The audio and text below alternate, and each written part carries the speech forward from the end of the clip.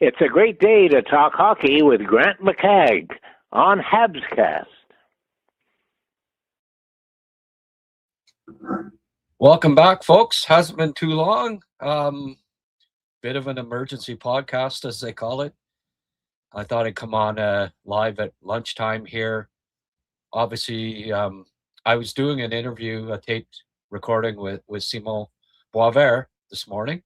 And as soon as we wrapped up, I checked my email, and the Montreal Canadiens sent notice that they had fired goaltending coach Raymond and replaced him with Marco Marciano. So I don't think it's a huge shock to anybody.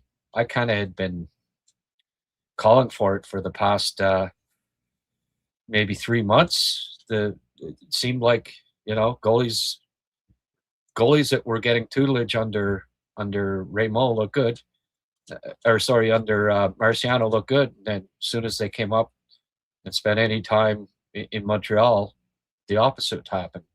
Like when Fowler first came up, looked very good. By the time they sent him back to Laval, there were holes in his game. Same thing with Monty. He was poor all year. Goes down to Laval, comes back, looks good.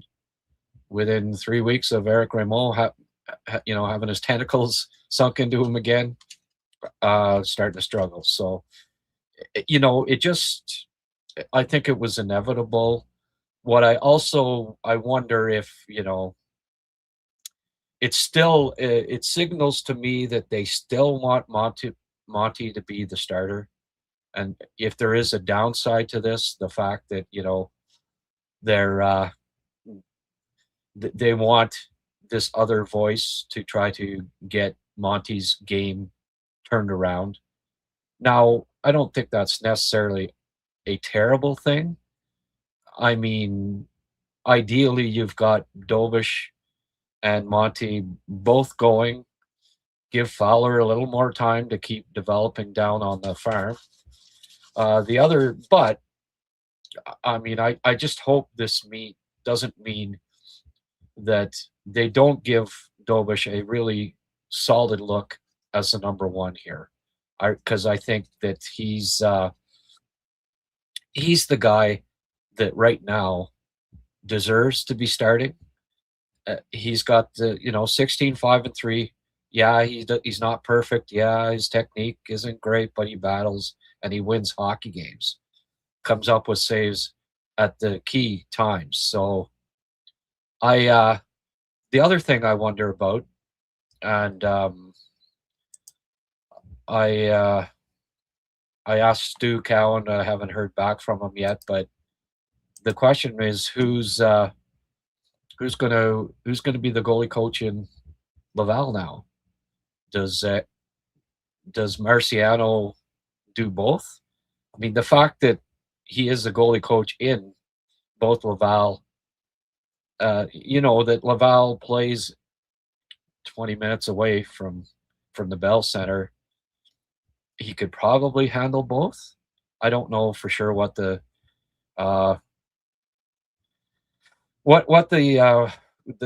master plan is in that regard, but they didn't announce that they'd hired a coach for Laval, and usually when there's somebody moving, they'll announce at the same time, well, we also hired this guy to coach, so maybe, I don't know if they can or if they will, but perhaps they plan on having Marciano coach both for now. He's been named the interim goalie coach, but they do that lots. Midway through a year, that's typically what they call it, is interim. As long as it shows any improvement in the development of Monty or Dobish down the stretch here, look for Marciano to continue in that role beyond this season. Now, the interesting thing, I had never really studied Raymond's resume before, but in looking at it here, Um, 2017, 2018, the New York Rangers under Jeff Gorton brought him in from Halifax Mooseheads to be the goaltending coach in Hartford and the goaltending development coach in New York. So the thing is, 2019-20, he was relieved of his duties under Gorton. He was the goaltending consultant at that point. So he was a goaltending development coach in the Rangers for a couple of years, then a goaltending consultant, and finally, thank you for your time, but we're moving on. So I guess in a way, you could say that Jeff Gorton's fired him twice. The funny thing is that Marc Bergevin hired Eric Raymond as the goalie coach. He spent a year in with the Boomerang, Andre Lauren, whatever that says, as their goaltending coach. The Andre Laurando Boomerang, after his being let go by the Rangers. And Marc Bergevin hired him in that offseason that, well, what's turned out to be ill-fated offseason where the Canadiens went from being in the Cup final to being at the bottom of the standings. So one of Bergevin's many fantastic decisions, I guess, that summer was to hire Eric Raymond as the goaltending coach. But then Bergevin gets fired, in November. Gorton comes in, and hey, look who's goaltending coach again, right? Or, well, I mean, he wasn't the goaltending coach in New York, but development coach. Oh, it's the same guy, Eric Raymond. Well, to Gorton's credit, they didn't fire him right away or anything. Maybe he should have, but 5 years later, with the lack of development, it's fair to say, in Montreal's goalies, the struggles, he decides to relieve Eric Raymond of his duties and promote the guy in Laval. Look, Fowler comes up, like I say, he'd been developing really well in Laval. I think Marciano did a good job with Dobish in Laval. Over the past few years, Caden Primo was thought to be the goalie of the future. Every time he came out to Montreal, he wasn't any good. They kept him 3-goalie system, right? Under Raymond, didn't develop, like regressed really from what we saw in Laval to what we saw in Montreal after. Charlie Lindgren, I don't know if he caught the tail end of Raymond or not.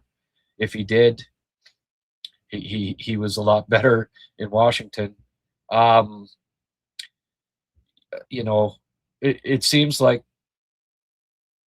the proof's in the pudding that when the goalies were getting tutelage from Marciano, they were improving, and when they were getting tutelage from Raymond, they weren't. They were regressing. So I like the move. Obviously, I mean, I called for it the last 2 or 3 months, so I'm not disagreeing with it. I just hope this doesn't mean that they're still steadfast on having Monty as the starting goalie no matter what. I mean, yeah, if he can turn his game around and he's playing better than Dovish, then fine. He's a starting goalie again, but give Dovish a good crack at it here as the starter, because he's a battler and he finds ways to win. Now, Marciano's record, he was hired by the Bulldogs as a video coach, Hamilton Bulldogs, obviously the Montreal's AHL affiliate at the time. They became the St. John's Ice Caps. So he, another guy hired by Bergevin, I guess, right? But Hamilton's video coach, assistant goaltending coach when they moved to St. John's.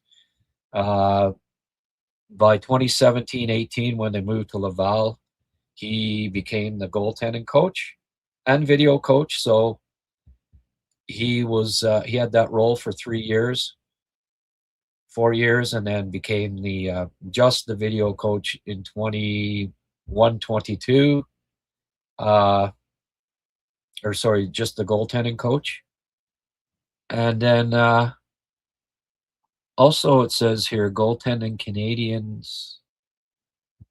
Goaltending consultant for the Navin grads in 24-25, which is interesting. But anyway, he's got a lot of years in the AHL. Hey, Primo looked good in the AHL under this guy. Fowler's developed well. Dobish developed well. So his track record is, it's fair to say, is pretty decent. So we'll see what comes of it. But hey, I like the move. I think it was necessary, and let's. I will revisit this. I'm gonna go on live chat here and participate in the discussion while I play the video. I've got two parts here. I've got Simon before the news broke, and then I got Simon back on after his radio interview to talk a few minutes about his thoughts about the goaltending coaching change. So I'm going to play part one here, where Simon and I talk about the game last night, Habs, what potential moves that the Habs are going to make lineup wise and such. We revisit the 2025 draft, the top 40, and discuss who Simon may have moved up higher. A couple of surprises for you there, I think. And we also look at Central Scouting's rankings, the first round in Europe and North America. So there's some good stuff here. Hope you can watch it all. I'll participate in the live chat with people here, and then after the interview with Simon, I'll come back on and wrap things up. Who knows? Maybe there'll be another announcement in between. So without Talk further hockey ado, with Grant McCagg on Habscast. joined by Simon the Snake Boisvert. It's always a great day to talk hockey with you, Simon. How are you today? I'm doing great, and you, Grant? Oh, I couldn't be better. Couldn't be better. The Habs pulled off they swept the season series with Vegas this year. I don't know that anyone would have predicted that going in, but Vegas is fighting a few injuries right now, but kind of the tables turned on the Canadians are actually almost healthy now. And Vegas has 6 guys out, but you can't use that as an excuse. The Canadians actually may have had better goaltending than the other team for a change. What do you think there, Simon? Do you think the Canadians are finally saying, all right, we gotta give hand the ball to Dobish here for a while and see if he can handle being the starter? What do you think? Well, I would think so, because from what we've seen so far, Montembeault had more bad games than Dobish did. Right. So obviously Dobish is not going to play great every game, which is normal for almost every goaltender. But you have to look at the track record this year. And I would say Dobish was better than Samuel. Yeah. Well, he's 16-5-3, and Monty is 8, 9, and 2, I think, or 3. Yeah. Better save percentage. He seems to be able to come up with the big saves when the Canadians have a lead, and I think that's important. His technique is never going to be fantastic, I don't think, but he's quite competitive, isn't he? Well, that's what matters to me when it comes to goaltending. I know that ever since probably the 90s, with the butterfly style and everything, they all play the same style. Goalies are pretty much all the same. And Dominik Hasek was my favorite goalie of all time, and he was very unorthodox, but he made saves. And I think that's what really matters. I know the technical aspect of it can be important and everything, but as long as the guy makes saves, who cares how he makes the saves? The only thing is, you always wonder, is it going to be sustainable? That's the only question mark. But just roll with the guy as long as he does the job. Yeah. Yeah. Well, remember the Hamburglar in Ottawa? Yeah, that was short-lived, but he was pretty good and pretty unorthodox too. Yeah. Well, he was like, Dobish looks like Marty Brodeur compared to the Hamburglar, technique-wise. But, I mean, he kept winning.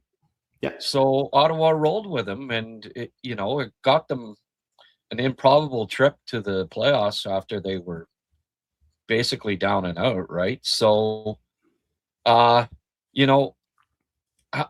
you think it's like they've given Monty 2 opportunities now, basically to be the starter again, and it's fair to say that he hasn't been able to be consistent this year. So what do you think happens here? Like, let's say Dobish plays okay for a couple games. They try to give him the starter role, then he starts to struggle. What's the next option for the Canadians? Jacob Fowler? You go back to Monty? Jacob Fowler? Well, no? Probably. Yeah. Do you think that they might look at maybe even making a trade, or? Yeah, that's a possibility, but not every year will you have a Mackenzie Blackwood available for a second-round pick, which was the case last year because the Sharks were tanking. So I don't know this year who could be the Mackenzie Blackwood that the Habs could acquire for, more stability for a playoff run. I guess we'll see in a month after the Olympic break. The problem also this year is that a lot of teams are in contention for the playoffs. So there's not, as of now, there's not that many sellers when you think about it. Only the Canucks are really selling. Maybe the Rangers. Blues. But Blues. Yeah, Blues also, I think they will be sellers. But usually at this time of year, there's always 7, 8, 9 sellers. Now we don't know, because especially in in the Atlantic Division, there's probably going to be 5 teams making the playoffs. My guess. I think so. Yeah. And there's going to be 3 on the other side, but on the other side, there's still a battle for the number 3 spot when you think about it. Right. So in the Metro, who's really going to give up? And also the fact that there's the Olympic Games, there are not that many games left before the trade deadline. No. I don't think there's more than 7, 8 games max before the trade deadline, which is March 6th. And they're going to be stopped between February 6th and February 24th. So 7, 8 games. So I don't think the standings are going to change that much. So it'll be interesting to see what they do. Look, maybe a goalie will pop up, but would he be better necessarily than Kakkonen?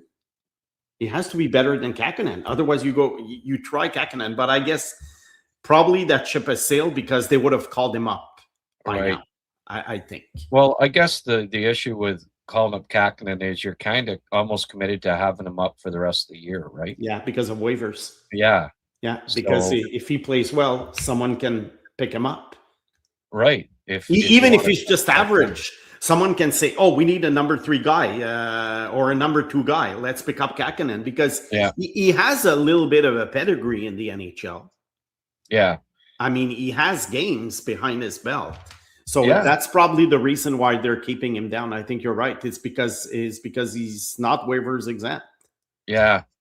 The other two are Dobish and Ballard. So for now, look, let's go with Dobish for now and see what happens. Yeah, well, that's my opinion. Yeah, it's like 53 games in the season, and you still, when it's still unsettled, it's almost a miracle that they're still in a playoff spot at this point, right?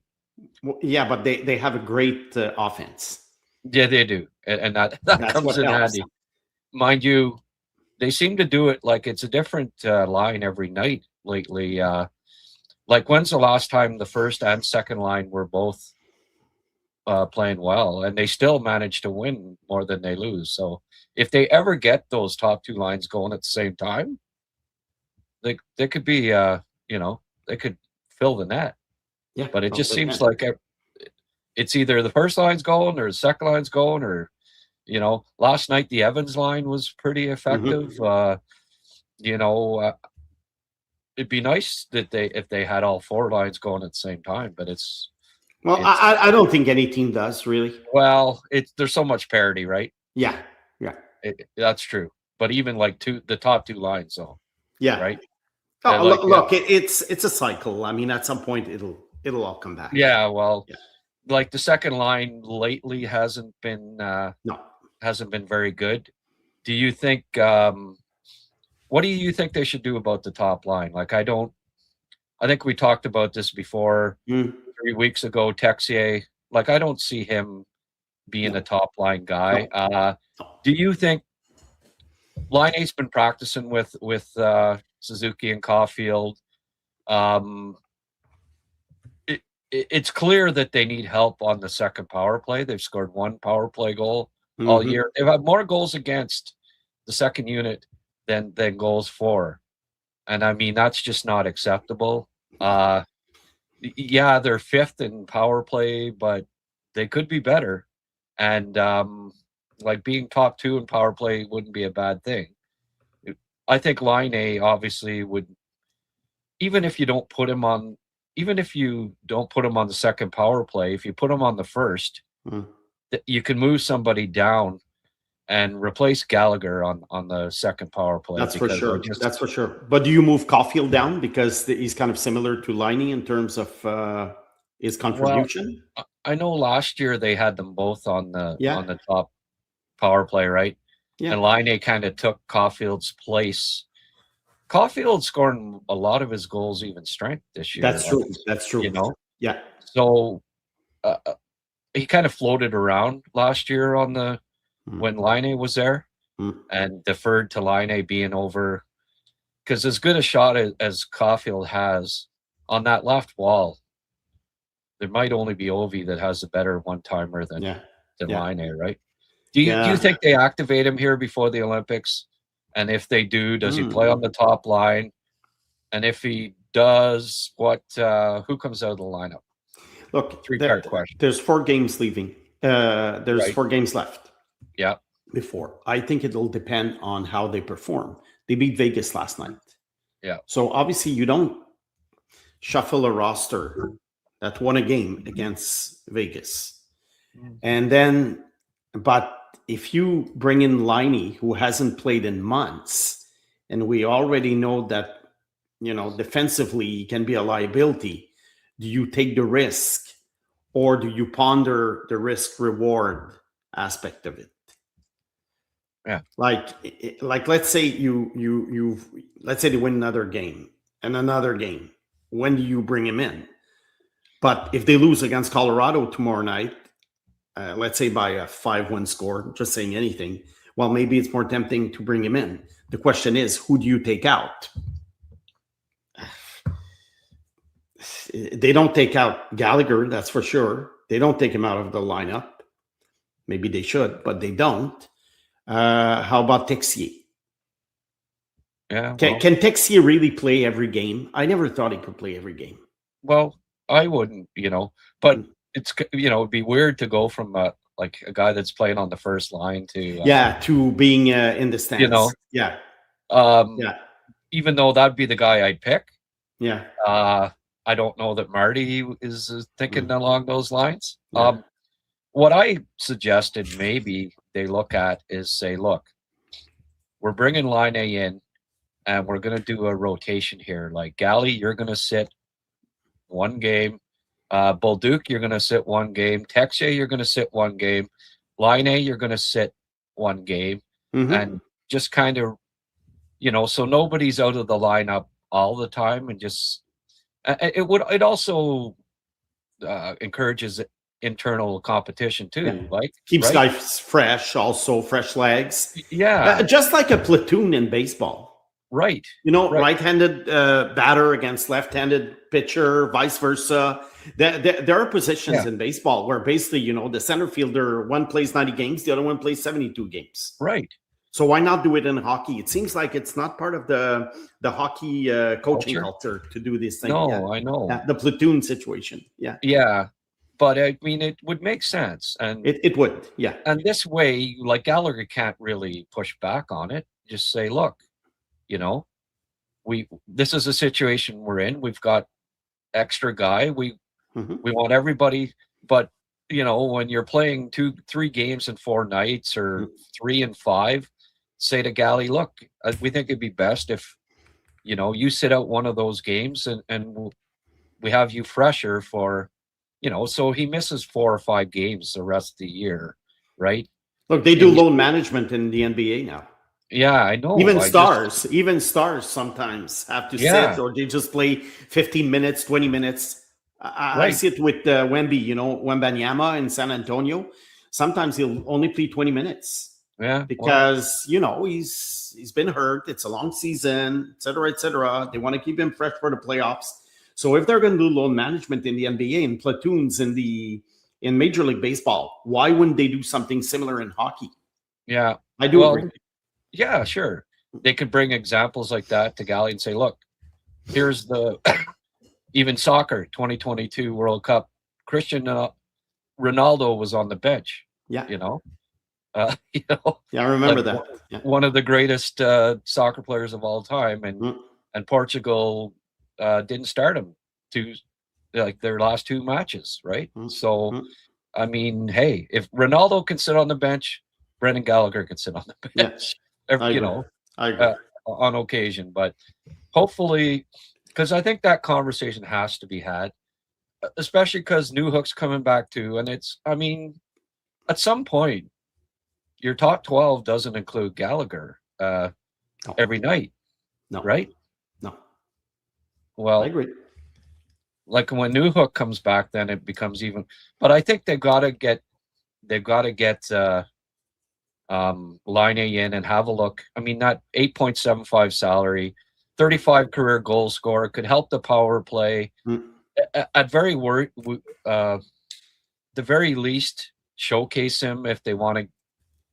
Try to trade him at the trade deadline. The odds of you trading him are a lot higher if you play him and he doesn't look too bad than if you just, don't play him at all. What team's going to want to trade for him if he's not playing? Because this is the kind of guy I feel, Laine, he could be very, very good in his first few games. Yeah, well, he was last year. That's what happened last year. It was the same thing in Columbus.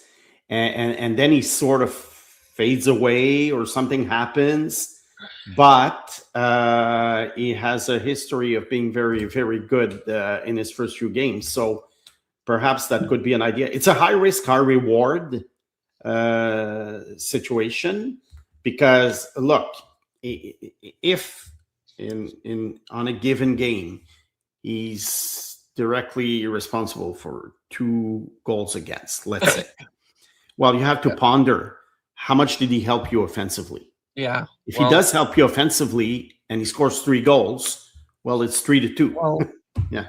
I think the defensive risk has been overblown a little bit, Simo. I mean, he's never going to be an above average defensive player, but like his first year in Columbus, he was -29. Okay. Yeah, he was bad. Tortorella got through to him though. The next 2 years, like, all the players around him at the top of the scoring were like -30, -25, and he was -7. Yeah, I remember that. -12. And last year with the Canadians, they averaged a goals against average was right at 3.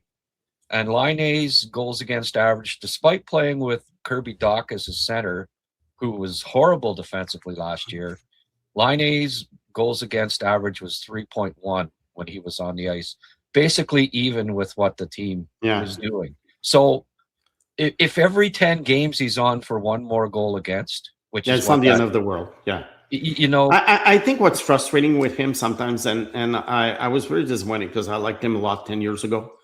He just like you, he was my number one guy in the draft. Right. Yeah. And he started out very well and stuff. And my only disappointment, I would say, is that sometimes there are situations in a game where he seems to not care too much. Lazy or whatever. Yeah, call it whatever. Yeah. Like lack of, he's not interested, lack of effort.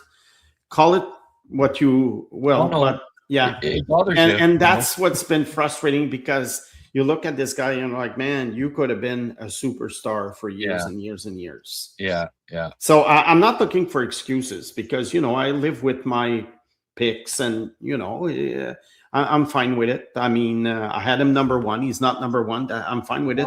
But it's been a little bit frustrating because he started off so well, and he was so dynamic. And he was a monster, 44 goals at age 19. Not many players have done this. Stamkos, Jimmy Carson, Wayne Gretzky, that's about it. Yeah. So, and then I don't know what happened. And then when he came to the Habs last year, and he starts scoring goals, I'm like, wow, Laine is back. Yeah. And then you see, I don't know what to make of this guy. Well, whatever injury he had, I think affected his shot even just a little bit. Yeah. And he couldn't shoot like he could before. And when he came back, he wasn't scoring.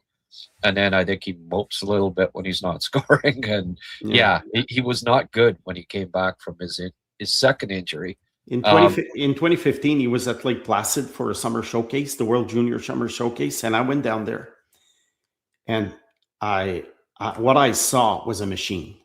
Oh, he was a machine. Yeah. He was a physical specimen, and everything was like, like, wow. And Austin Matthews was great too. That's not the point. But I'm like, wow, this guy, he's a can't miss superstar. And he came up big in big moments, like the World Juniors. Him and Puljujärvi were fantastic.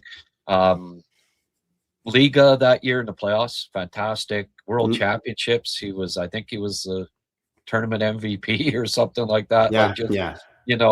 And then Fortnite's what happened, Simo. He became addicted to video gaming, and you know as well as anybody, if you're up all night, it's eventually going to catch up with you, right? Yeah, even if you're not drinking or something, you're still not sleeping. Yeah, it's the same thing, really. It just you're tired. Your energy is sapped. You're not training. It was bad. Like he would get staff of the Jets to go get a console or a monitor for his hotel room to play, and then just leave the monitor there, just buy a new monitor at every hotel, every city that they're in, so he could game all night, and then just leave the monitor there. Stories that you hear where it was just, I had a GM tell me one time, he said, you know what, it's because most of them don't stay up all night drinking. Like, it's not like back in the 70s and 80s, obviously, right? That video addiction has become more of an issue than substance addiction in the NHL. Yeah. But anyway, so what do you see the Canadians put on your GM cap here? I know you like doing that, Simo. What would you think that Kent Hughes is exploring as far as moves? What do you think he thinks is the biggest? I think the Canadians might be buyers and sellers over the next month and a half. I think they got to get rid of a couple. They have 15 forwards right now. With Newhook, it's going to be 16. So they're going to have to, and it may not be in one-on-one deals. It might be a couple of deals, right? Okay, we're going to trade this guy and this guy as a sell, and then we're going to try to pick up a couple of pieces to maybe fill some holes. What do you think assuming that there's no major injury before March 6th, Right. I think what you're saying makes sense. What you're saying makes sense because they might target teams with a serious injury problem, and those teams are going to be in the playoffs. Right. I don't know what's going to happen with all these injuries in Vegas, but let's say the trade deadline were today. Obviously, Vegas would be a target because Vegas has some, honestly, American League forwards on their roster right now. Yeah. So they would need some of the Habs players, which are NHL players. So obviously, the Habs are not going to trade their stars. But yeah, they could do a deal like this. Then what kind of holes would they want to fill? Well, we've discussed the goalie situation. You never know. Kent Hughes usually takes us by surprise. Very rarely do you hear rumors about what's going to happen, and then these things happen. It's always something else that happens, and we're thinking, "Oh my God, he made that trade," you know? Yeah. So, what kind? Maybe, what could he be looking for? Maybe, well, they're all looking for extra defensemen, obviously. Before the playoffs, every team is looking for these guys that are usually acquired for a second or a third or a fourth round pick. We see this all the time. Right. Maybe depth on defense, I would say, and maybe a tough winger for the bottom six, something like that. Okay. That's what I'm thinking. I don't think it's going to be like, if there's a big move to be made, let's say there were, and because usually these moves are made in June or July, but let's say a big move were to be made, I think it would be for a player with term and a younger player, not a Kiefer Sherwood type of trade. Right. I don't see that kind of trade happening where the Habs give up future assets for rental. But if a trade can be made for a guy with, I don't know, 3, 4, 5, 6 years left on his contract, a blockbuster deal, that's the only kind of big trade I would see. Otherwise, it's going to be depth trades. My guess. But again, we could be very surprised at what Kent Hughes does. Yeah, I think he's got to make some moves because. Oh yeah. Do you see Blais, them trying to send him down to Laval here? Like, is that the move that they make when they activate, and when they activate Laine? They could lose him because they lost him once this year. Maybe some playoff team might be interested in a tough guy who has playoff experience, so they might lose him. Do they want to risk losing him? That's the question. Right. But your 15th or 16th depth. I know, but could they waive other players that either they don't care about losing and that they can't trade them, or could they just hope that they go through waivers because the contract is not appealing or whatever? It's going to be interesting to see because you can only keep 23 players. Right. Yeah. Well, would you keep Veleno ahead of Blais or vice versa? I think I would keep Blais if I had to pick. Yeah. Just because of what he brings. Whereas Veleno, there's other guys who can do his job on that. Well, it's redundant with Veleno, with Evans back, right? Exactly. Yeah. It's redundant. You have Deno, you have Kapanen, you have Veleno, you have Suzuki.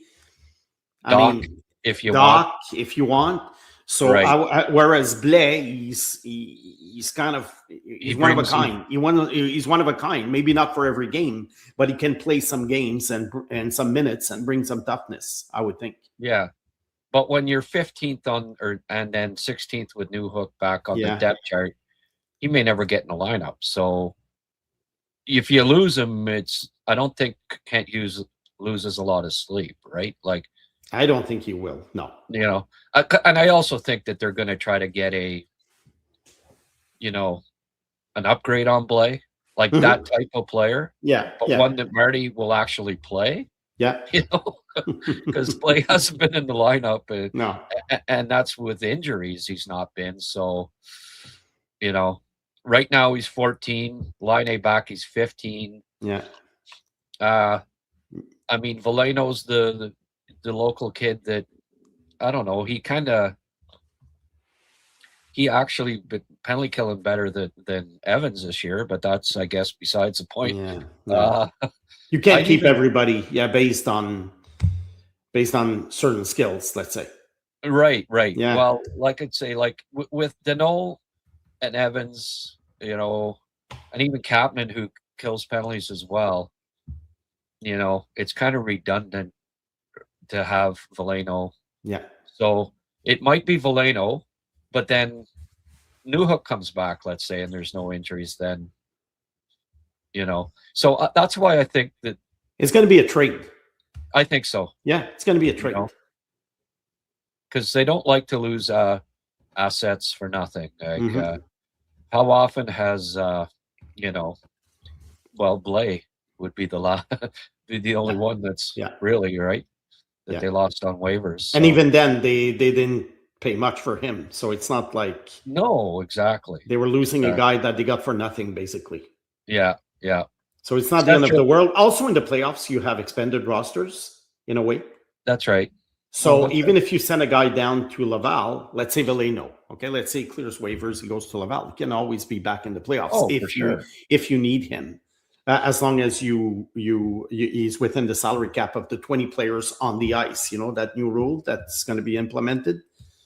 So no, I don't see much of a problem, but because I think the thing is with the Habs, and the reason why a trade is logical is because I think these 16 guys, most of them are trade worthy. Sure. They'll get offers. Might just be a 6th-round pick, but they'll get offers. Yeah. So I think Veleno probably, I don't know. I don't think his value is very high. I think he can go through waivers. But other guys you mentioned, you're going to get something for them. It's just like which guys they're probably not going to trade Texier. After just signing him. I doubt it. Yeah. Right? Yeah. Galley, I'd be surprised. Yeah. Josh Anderson, I'd be surprised because he brings an element that you want. Exactly. Who would get traded? You know what I mean? They're not going to trade Bolduc. They just picked him up, and he brings an element that they need. And I think his game is improved of late. Like, it's hard to, I don't know. It's going to be tough decisions. Yeah. Maybe Kapanen gets dealt. Yeah, but if Kapanen gets dealt, then they get something. They get something. They're going to get something. A guy that's going to help them now because Kapanen, is in the NHL. So and the Habs are not tanking, so it's not like, oh, let's get a late 1st-round pick for Kapanen and a prospect. No, I don't think. I think it would be Kapanen for another centerman, and you never know. Engstrom, Kapanen, something, or part of a bigger deal, like I said, right? To try to get a big, like a bona fide 2nd-line center or whatever, right? Exactly. I mean, you know how much I like Kapanen, but he has fallen off lately, and that line's not clicking anymore. And if they think, well, if the right deal comes along, Kapanen's got a fair bit of value, I would think, as a 2nd leading goal scorer rookie in the league. Seneca's looking good, eh? Yeah. I always think of the draft 2 years ago when you and I were talking about him, and not many people were talking about him because even he was surprised when he was picked 3rd by the Ducks. Yeah. And I was like, oh, okay, that makes sense. And there was a roar in the crowd like, what the heck is this? Beckett, Seneca? And I'm like, maybe you guys should have listened to our podcast. I had him ranked third. Yeah, I know. If you'd have paid attention. Yeah. So no, I remember we talked about it. On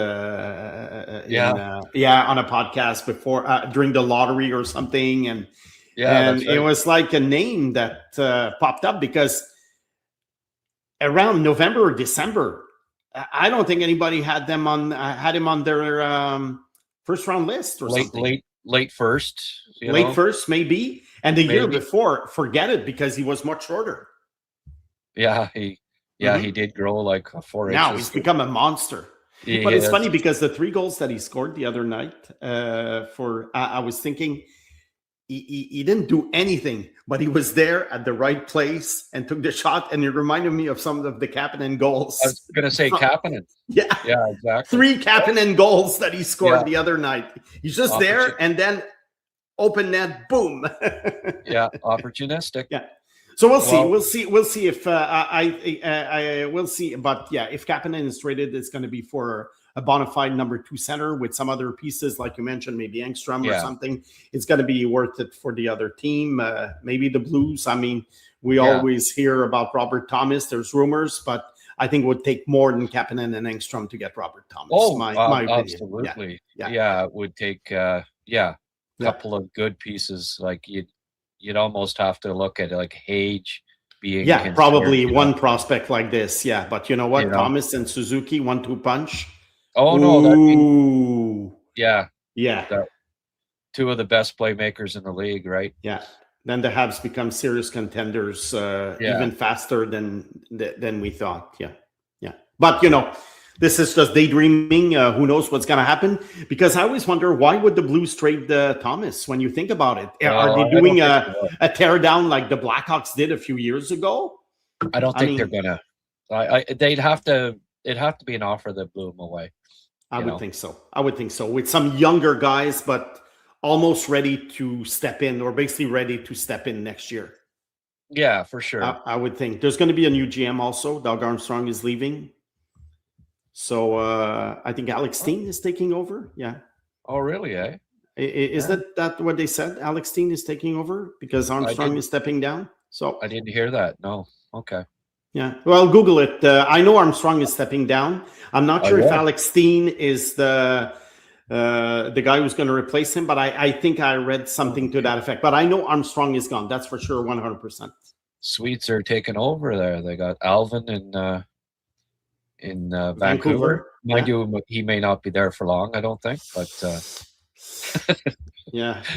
I don't know how. But Rutherford has to be held accountable for this. Both of them, I think, are gone. But we'll see. But Rutherford, what a strange career he's had, I know. From hero to zero to hero to zero. I mean, a very strange GM career. Yeah. Yeah.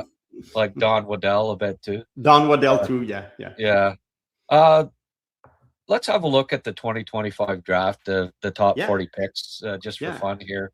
Sure. You were talking about revisiting 2 years ago. Let's just look back, Simo, here for a few minutes at the, at the draft we just had and see. Mm-hmm. I'll get your opinions on it. We'll, you think that was a good first overall pick, Simo? Let me think. Not sure. Fantastic. Yeah. Would you today? Who would you have number 2?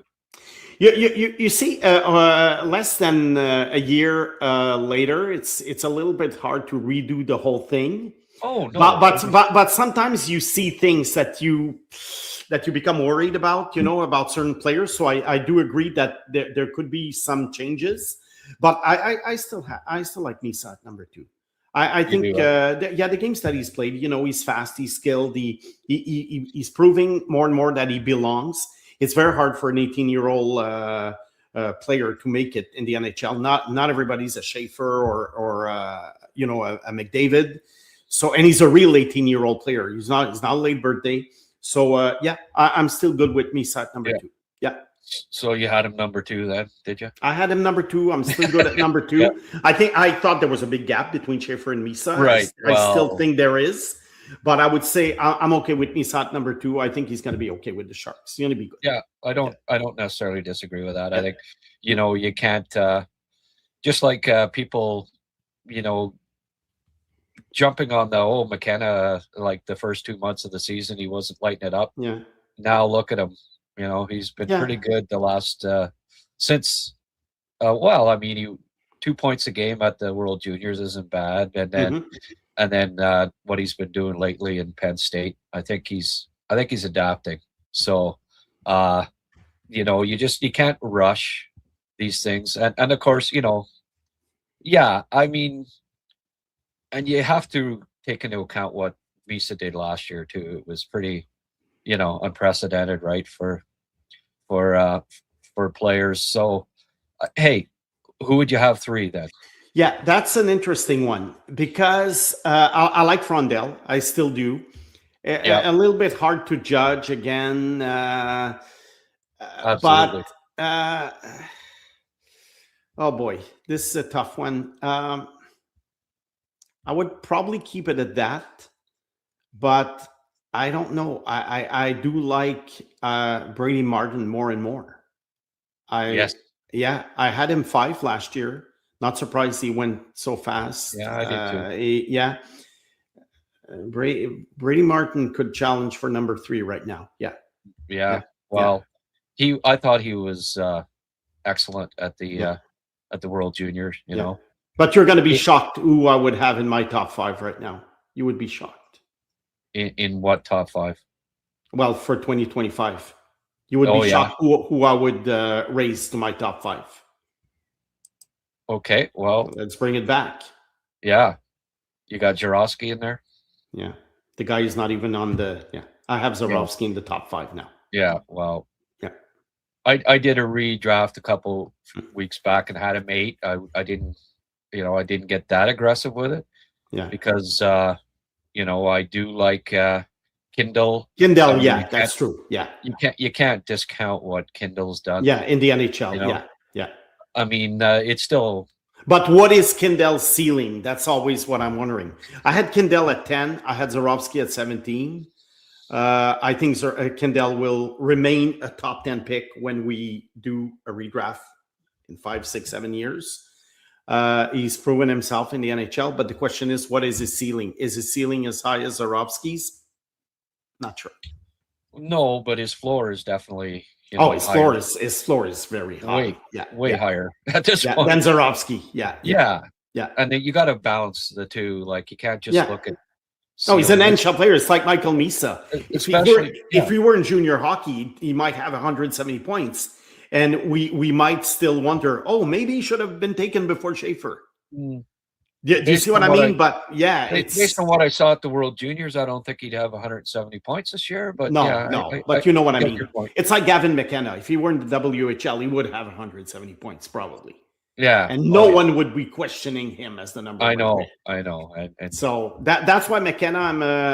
I still don't have him number 1, but I would be worried about if I took, let's say, a Verhoff or a Chase Reed before McKenna, like some people do now on these lists.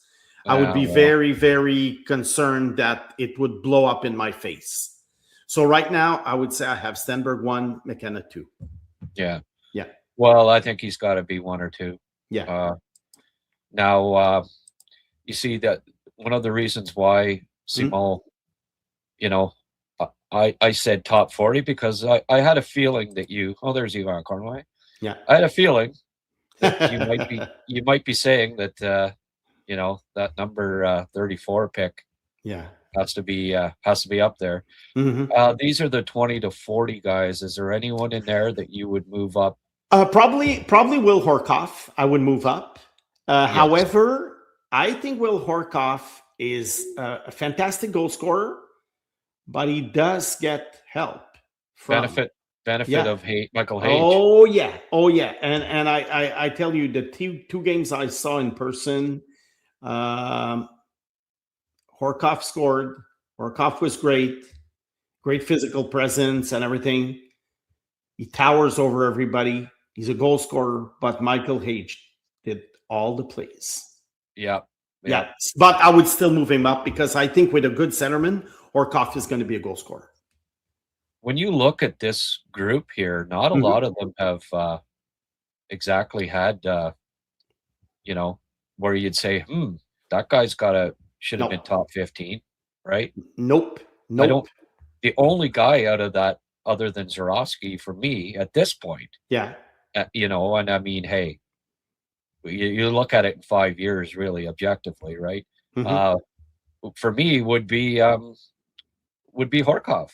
Yeah, exactly. When I did a quick redraft just a couple of weeks ago, those were the two guys that I had moved up into the top 15. Me too. You agree with that? Yeah, I agree with you. Ravensburg. I was going to say the goalie's been good, but I don't know if I would put him top 15, but he's been good. He's been very good. Yeah, the other guys, sorry. Look, okay, so 21 to 40, I think we're done with this.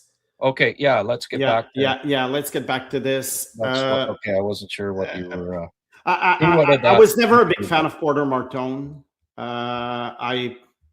I understand why they picked him at number 6, but I've never been a big fan. Mertka, I would have him a little bit lower. Oh yeah. Yeah. Eklund, I would have a little bit higher. Reshny, I like. I that's not the one I saw in person at North Dakota. Yeah. And Saturday. I like him. I would bring him up a little bit. Nesbitt, I would really bring down. I don't know what Philly was thinking at number 12. Roger McQueen, interesting guy. Injured last year. Didn't start the year very well at Providence. Providence is not a very offensive team, but I think it's been good. I think it could be a good fit in Anaheim with the roster that they have. So I'm okay with McQueen around number 10. Carter Bear, he was injured. I had him higher last year. I think I had him at 7. He went 13. I think right now, look, he's been injured. He didn't play much at the World Juniors. When he was on the ice, he was good. So I'm on a wait and see mode because with these Achilles heel injuries, they can really, really affect a player. Look at Peyton Krebs. Yeah, Peyton Krebs, I think, was never the same after that injury. So, that's pretty much it. I think overall, Jake O'Brien, I like, Yep. Higgins has been good. I think he took a lot of heat last year because he was not, two-way. He was not the superstar that some people wanted him to be. Right. But I think he's going to be a good pick for the Bruins. But Dinwiddie has been injured, but I think he's been good. When I saw him with Moncton, I think he's been great. So overall, not much to shuffle around for now. But Brady Martin, man. Yeah, I know. Just he's gonna help you win playoff games. I think. Exactly. Like I would put him ahead of Denway right now. Yeah. I don't know if I put him ahead of Frondell, but maybe 3 or 4. Yeah. You can definitely make the argument for Zurofsky in the top 5, I think. Or top 7 maybe. But I had him 8. I didn't want to get too crazy about it, but even that's, quite a jump from 34, right? Yeah. I would flip Reshny and Coots, I like Reshny a little more than Coots at this point. Me too. Yeah. I think he's smarter offensively. Yeah. Carbonneau might be up a little bit, really, based on some of these players. And Jackson Smith's having a pretty good, he's having a half decent year in college as a freshman. Correct. Yeah. I would move him certainly ahead of Mertka and Nesbitt. Maybe I'd probably have him ahead of McQueen too, because I'm still not completely sold on him. But I will give him some credit for, he's become kind of like the the engine on that Providence team. So, Mhm. you know, Aitchison, he's lighting it up offensively in junior this year, but at the World Juniors, I was a little disappointed with him. It was tough. It was tough. You know, Yeah. Eklund was okay, but didn't blow me away. Andreyanov, can't say I've really. I thought he was invisible at the World Juniors there, Simo. Look, these MHL goalies, they're very hard to evaluate. Yeah. Really. Yeah, for sure. Yeah. For sure. Geez, we only got 5 minutes here. I want to get to, but quickly here. Yeah, 2026. Yeah, let's look at this year, right? Yeah. What? That's the North American list, right? Okay, yeah. It would be nice if Central Scouting combined both, but let's go with North America. Yeah. Look, I'm fine with 1 and 2. I mean, I like Verhoff, but I always wonder how much of an offensive force he will be. Yes. So that's why I have to keep Gavin McKenna ahead of him.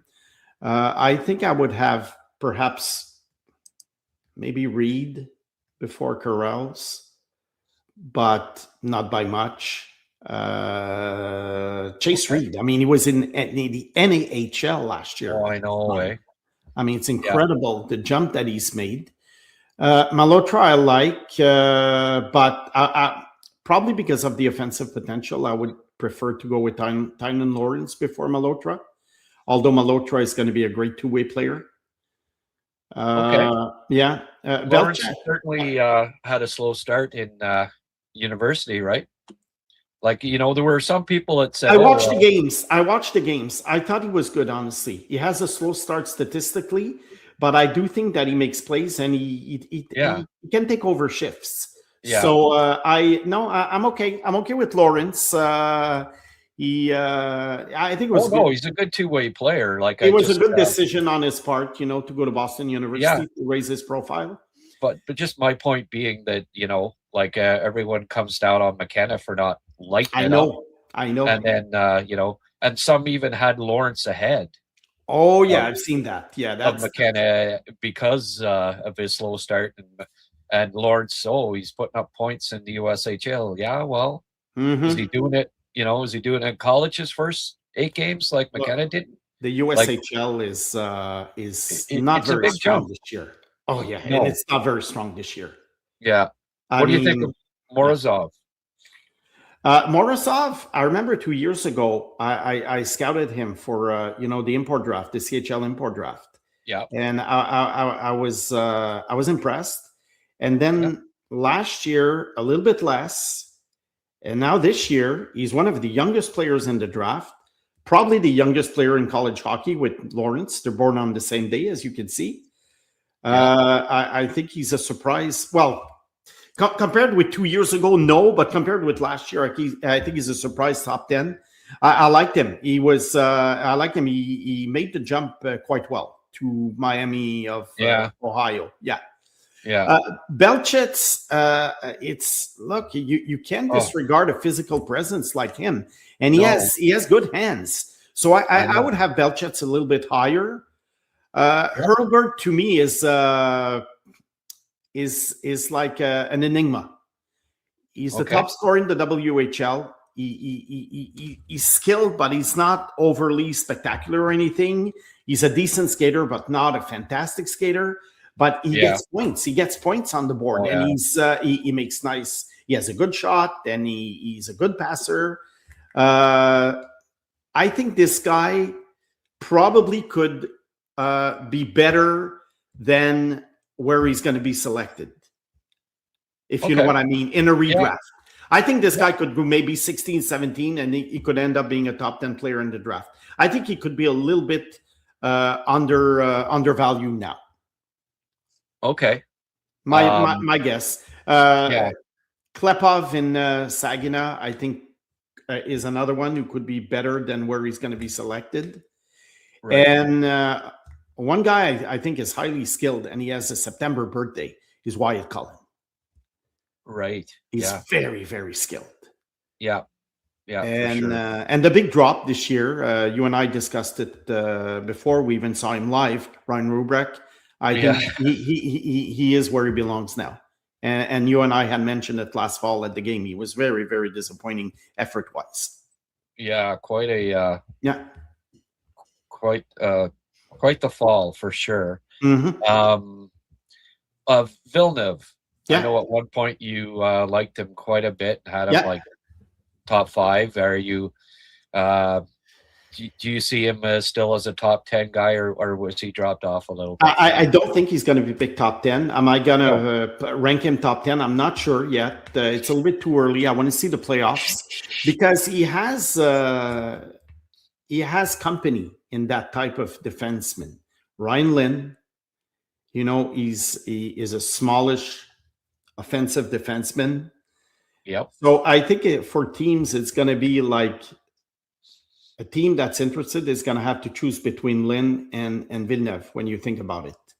So I think Villeneuve could go probably between 15 and 20. I think that's where he's going to go. Okay. He's very skilled. I mean, he's Lane Hudson light, if you know what I mean, in the sense that he has traits of Lane Hudson. He's not Lane Hudson. He's not going to be Lane Hudson, but he has traits of Lane Hudson. So interesting guy if you're okay with a smallish offensive defenseman. Yeah. Yeah. Well, I think the fact that there is 2 of them, like there'll have to be 2 teams in the top 20 that are looking for that. Yeah. For maybe, don't know if he'll be in the top, probably not top pairing, but we need help on the power play type of decision, right? And say, well, but there's there's 2 to choose from. So that's if there's one team in the top 15 that is looking for that and they choose Lynn, then you could see Villeneuve maybe drop outside of the top 20, right? Yeah. And vice versa for Lynn as well. Like, exactly. Vice versa for Lynn. Exactly. You have to have, like you say, you have to have 2 teams interested in the top 20. Yeah. Not only 1, but 2. Right. So we'll see. Yeah. Preston hasn't really, like, he's kind of dropped a bit too, right? Like, yeah, I was disappointed because I had him in my top 10 in August. Well, he's skilled. He's very skilled. That's another one. I think if he's picked in the late first round, I think he's a very, very good value. He becomes a very good value pick if he's like 25th or 26th, because you usually have that when you come down to 25, 26, and we saw it from last year's draft. We see a lot of 3rd and 4th liners. Yeah. So Preston late first round pick could be a steal. And Vandenberg didn't play the day that we went to see Rubrek there, right? No, that's another September birthday. Yeah. Could be. Yeah. He has more runway, I would say. These guys born in September have a lot more runway than the guys born in October. And so for Stenberg, you know what? I pretty much agree with the top 3. Yeah, I think that's my top 3 for Europe.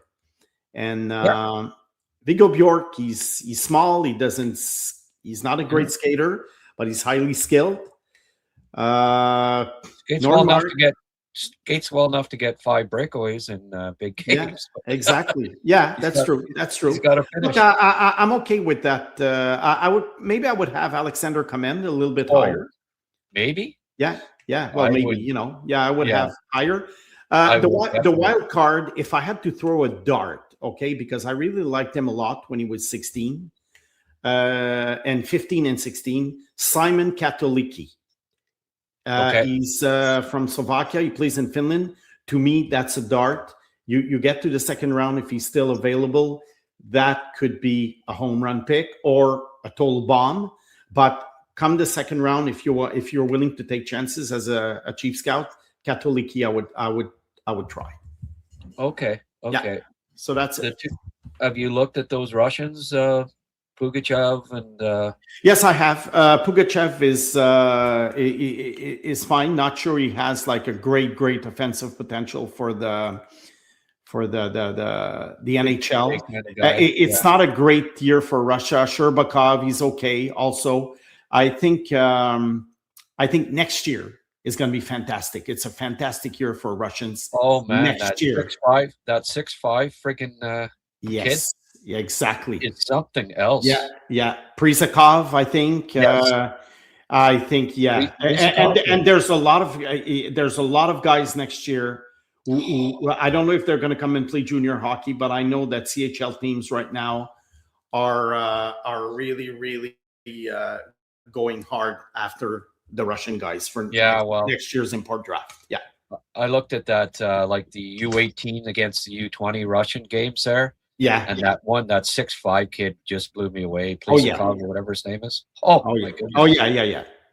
He's looks like the Russian Lindros almost, like, type thing. So I doubt he's going to come to Canada. I really doubt it. These guys usually stay in Russia, but I'm sure there are some teams that are going very, very hard at him. After him. Yeah. He looks like something else. Yeah. Okay, Simon. We're past our 55 minutes there. I got to let you go. Sorry, keep you on a little too long.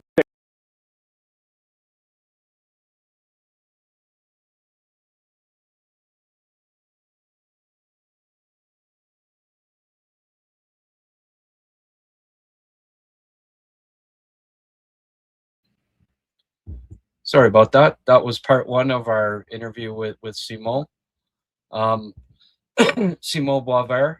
And as I said, they're in the middle of the right after he signed off there, he had to do a radio interview. Word came down about Eric Raymond being relieved of his duties, as I said, in other words, fired. And I got Simon back on to talk about that for a few minutes. So we'll play that now. It's about another 10 minutes here. And we will get right to, I'll get to a bunch of your comments and stuff. There's lots of good stuff I've got started and ready to talk about. So if you hang in there, I'll get to your remarks and questions right after these 10 more minutes with Simon here.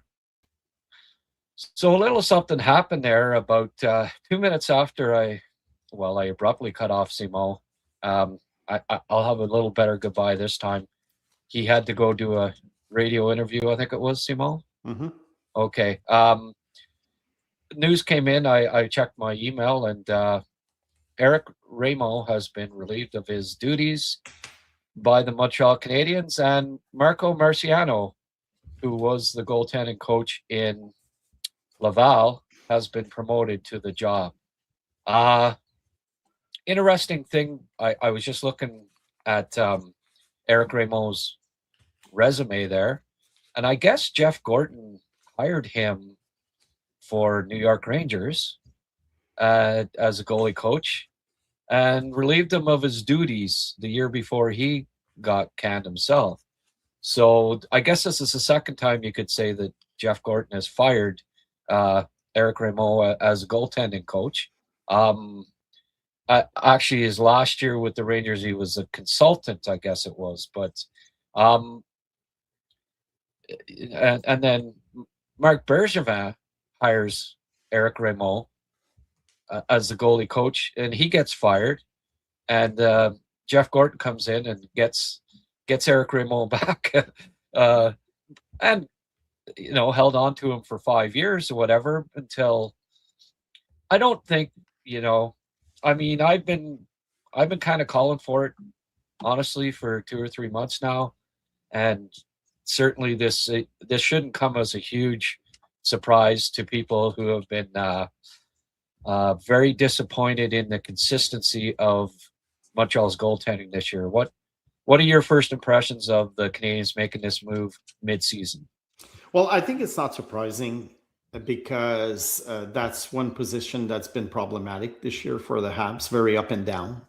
And very often the goalie coach pays the price. Now, the question is, was it justified, or was it partly justified, or was it not justified at all? I've never been to a session where I see Raymond teaching the guys, so I really don't know what's his style, what he teaches them or what he doesn't teach them, how he handles the mental aspect of the game with these guys.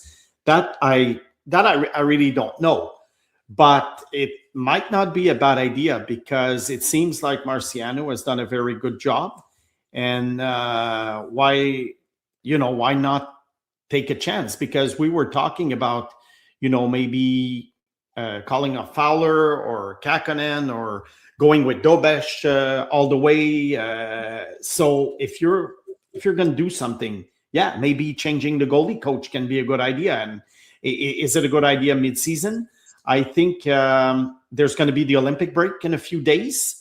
So the dust will settle, and then it's kind of a reboot at the end of February.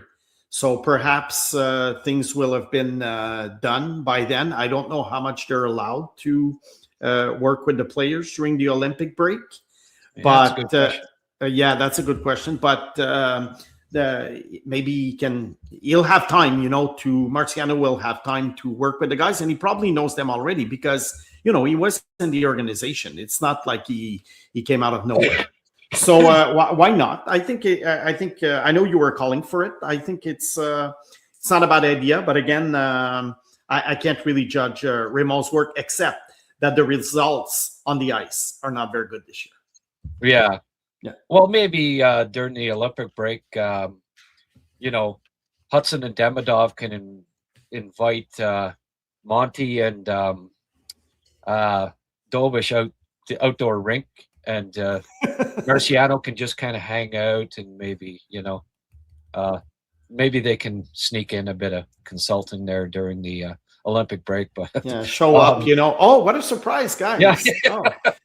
I happen to be in the neighborhood. Yeah. Perhaps you could do this, Monty. Here. Yeah. But Fowler came up from the minors. He'd been developing nicely. Mm-hmm. Looked really good when he first came up. Mm-hmm. Right? And by the end, there was starting to be a few holes. Yeah. Monty goes down. He comes back up, looks good.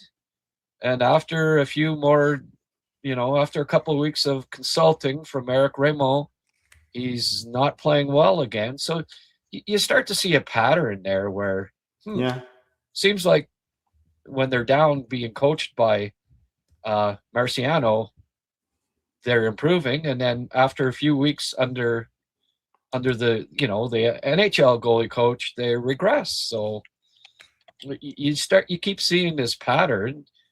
I guess you figure, well, maybe the guy down on the farm's the better goalie coach. He seems to be getting through better to these goalies.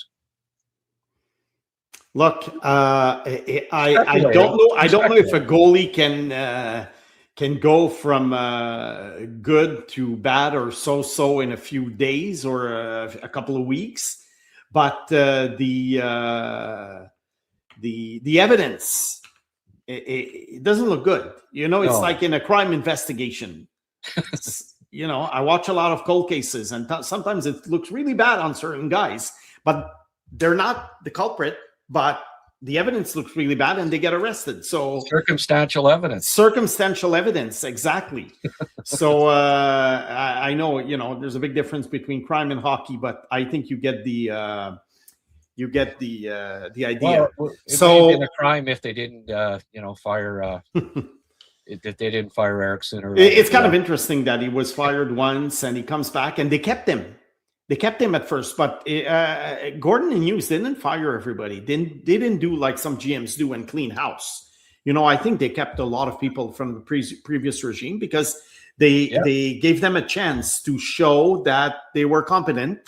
And I think this is what happened. There were changes, obviously, but I think some of the staff from the previous regime is still around, but it's kind of surprising that Gordon kept him after firing him a couple of years before in New York. Yeah. Look, he gave the guy a second chance. Well, I'm glad they didn't fire Marty Lapointe. That I think has turned out to be a smart move to keep Marty on, because I think the scouting, the job that they've done drafting this new regime with Bobrov, the two-headed monster there, Bobrov and Lapointe, you'd have to say that the Canadians have drafted on the whole quite well. Very, very, very few mistakes, if any. Very few. I think aside from the Machar pick, I think the rest of the track record is very, very good. Yeah, I think it's been quite solid too. But no, that's a good point about the Olympic break thing. I would assume that they can. I'd be surprised if they can't, do some stuff, right? They can't stop from talking on the phone or exactly. That's what I'm thinking. That's what I'm thinking. Yeah. Look, I don't know if you remember, but during COVID, Tom Brady went to see his offensive coordinator. Oh, yeah? Yeah. During the COVID break. And he went to a park to practice with him and a couple of other guys, and then the police had to kick them out.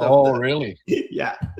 But it goes to show you that when players want to get together with a coach and something, they can do it, even if it's against the collective bargaining. You're right. I think what a team is not allowed to do is to call them up and impose them. Okay, you're going to come to Verdun, or not Verdun, but Brassard, and you guys are going to work. That you can do. But if players want to get together, they do it during summertime. Yeah. Yeah. I find it hard to believe that Tom Brady would cheat on something. Did he also call up his football inflator? Did he show up too, or was it just no? But I know there was a story where he showed up at the wrong house. Oh yeah, yeah. It was the neighbor of his offensive coordinator, and he mistook the house for.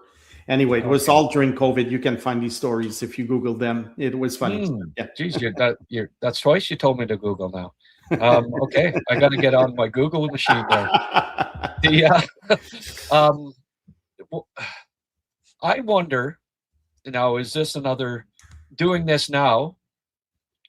Are they saying, okay, we still want Monty to be the number one? We still aren't convinced that Jakub Dovish can be the starter. We got to change the goalie coaches. This is our last, to me, it's an indication that they're not about to do something with Monty other than try again for a third time to get him, get his game turned around. Makes a lot of sense. Because instead of changing goalies, and they're changing the coach. And usually when a team changes coaches, it's because they're giving players a second chance. The players stay. Yeah, the players stay. Exactly. Just when you change the coach or the one of the assistant coaches in charge of the power play or whatever, you see firings like this all the time that are very, very specific, related to a group of players. So you usually in this case, it's because, okay, we think the players are fine, but we think that they're not well coached. And then we'll see if with the coach number 2 it doesn't work, then maybe it's the player. Yeah, for sure. All right, Simon, thanks for coming back for round 2 there, and I think we got it all figured out now. Just actually, neither of us are goalie experts. I think that's confessed, and but we can still read the tea leaves on what this all means. Of course, we're speculating, but hey, that's what we get. That's why we get paid the big bucks to speculate. All right, I appreciate you coming on again, and hope to see you in a couple of weeks or 2 or 3 weeks, and we'll for our regular Wednesday visit. Okay. Yeah. Thanks, Simon. Have a good day. Simon Boisvert. I have to thank him for coming on twice. After the big news about Marciano getting fired, I got Simon did a radio hit and came back on, and we chatted about that a little bit. So, hey, I think it was overdue. It was clear that the goalies at the NHL level have not been developing. Primo didn't I don't know that we've seen a huge improvement from Dobish since, remember when he got called up his first 3 games last year? I don't think he's ever been better. Fowler gets called up, looks great when he first gets called up. Marciano's been doing a good job in Laval. Seemed to regress a lot the longer he was around Eric Raymond. Monty not playing well, got sent on a conditioning stint, came back, looked better, and now a couple of weeks pass. The more he got talking to Eric Raymond, old habits seem to sneak back in. So maybe it was all just coincidental, but it just seemed like there was a pattern there, and that whenever they got tutelage from Marciano, they were improving more than when they got tutelage from Eric Raymond. So it made sense to promote the guy who's doing the better job and say good, bid farewell to the NHL goalie coach. So thanks again to Simon.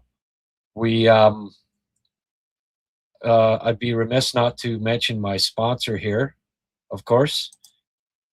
And you got a flash of him a little earlier. Yvan Cournoyer used Logs End to replace his floors, and couldn't have been happier. What they do here at Logs End is that they fish logs that were in the 1800s.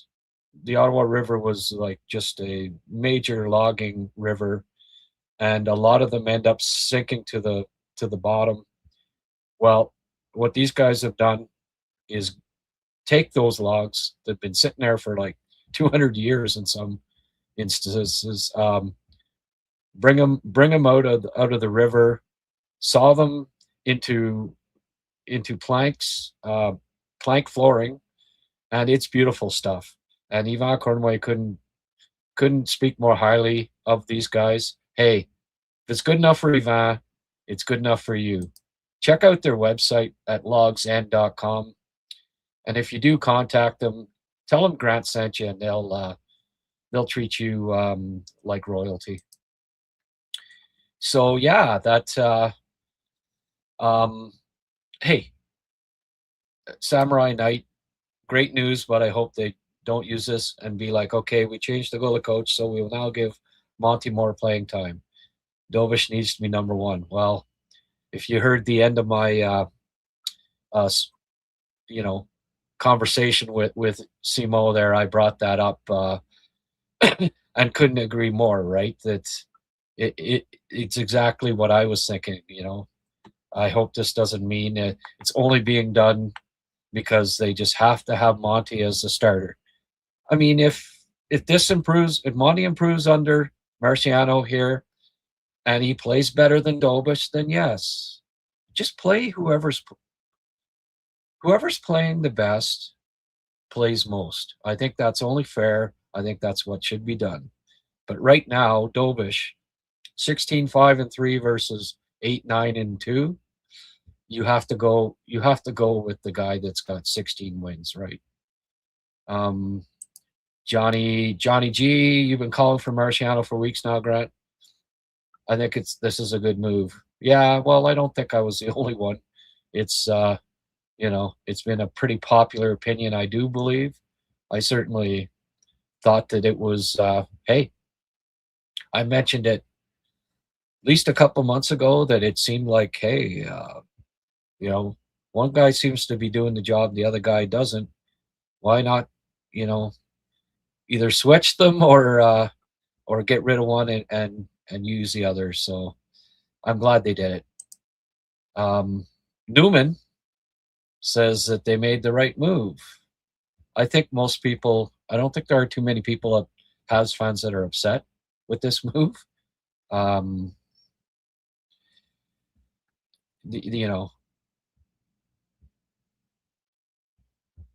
Here's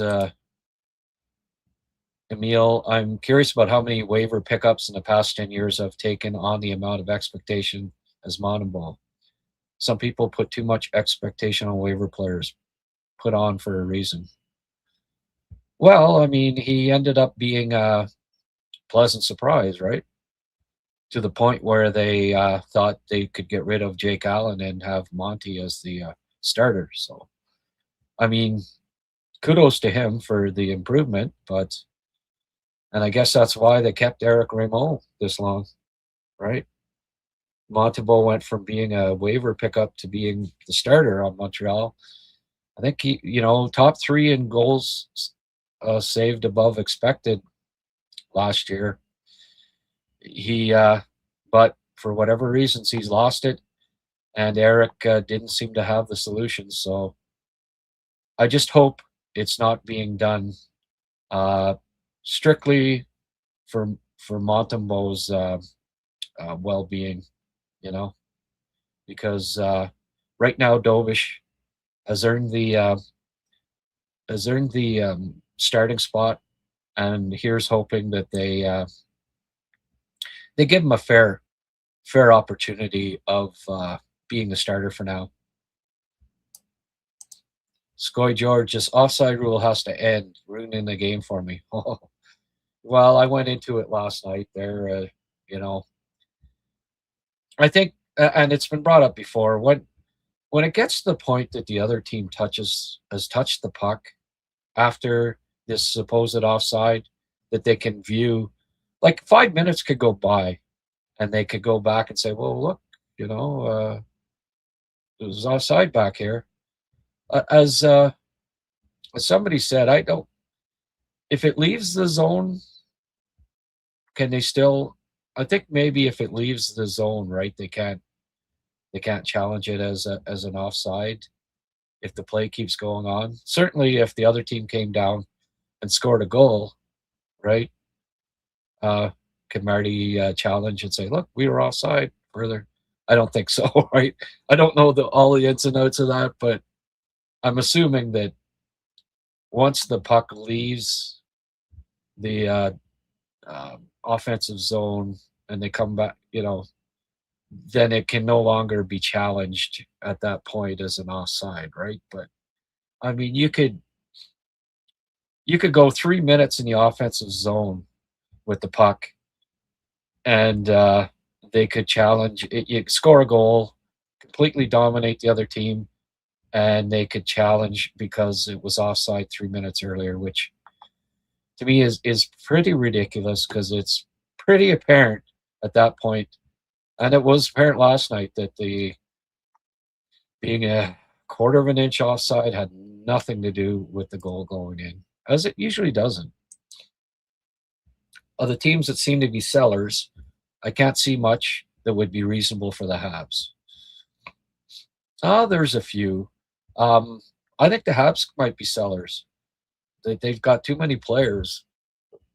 As I said to Simon, I think they might be buyers and sellers, get rid of a couple of guys and maybe bring one in, or whatever the case may be. It would be very interesting podcast to hear you both talk about the top 5 players you were wrong about, and why it would be really great learning experience for us. Well, it was a great learning experience for me. You don't ignore the ones that you got wrong. Hey, I've had lots of them. It'd be tough. It'd be tough to narrow it down to 5. I mean, every scout gets some wrong, and blatantly wrong. You're scouting 17-year-old kids. It's it's like throwing darts blind in some instances. Hey, NFL scouts, the amount of work and preparation put into that, with players that are 22, 23 years old, and they still get it wrong. So imagine for the NHL, kids that are 17, right? Certainly haven't played 4 years in university like some football players. Just let the opposing coach ref from his iPad. Oh, I know. I think, does anyone else feel like Marty spends too much time on his iPad too? After the play's over, like, look at the freaking replays of stuff. There's, what are you gonna do? You gonna get mad and yell at the ref? Look at plays. Like, stop spending so much time looking at the iPad in between plays and concentrate on the game. I just think it gets Marty gets a little out of hand with it at times. Every time you look over at the bench, he's looking at the iPad. What can you do? You review the game later, do it then. In the past, I never thought much about the NCAA route, but now looking at it, after you guys have discussed McKenna, for a kid to play against young men in the NCAA is a big deal for development. Yeah, I would agree with that, Ken. It was the right route for McKenna because he was a skinny kid that needed to put on weight. And playing in Medicine Hat this year and playing 100 games, the draft combine, the draft, everything else, he wouldn't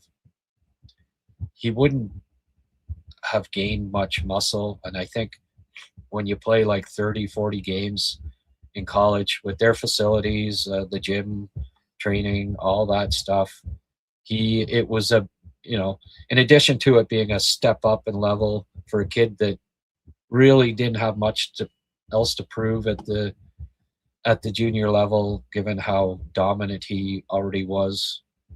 I guess it was the right route, even if it, as a backer of Canadian junior hockey, it was disappointing to see him go, because certainly, Medicine Hat would have been fantastic this year, and prohibitive Memorial Cup favorites if he did stay.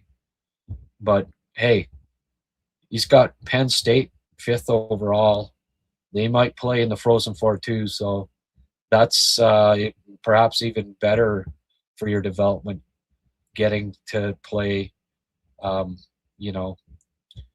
through the Frozen Four tournament and play at that level, because the hockey, Michigan State, stacked teams. There's no junior teams that come close, in part, in large part because of their age, right? Samurai Knight. Now imagine Dovish getting some time with the new goalie coach, if he can get even better.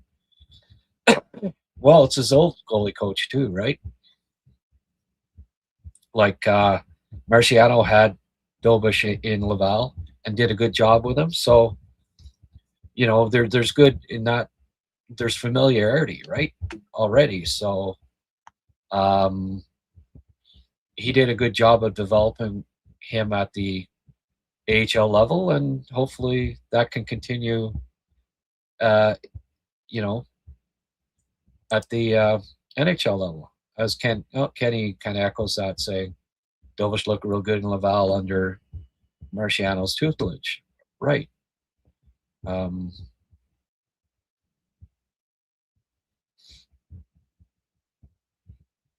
Yeah. Love hurt. Meritocracy. You win, you keep the net. I agree.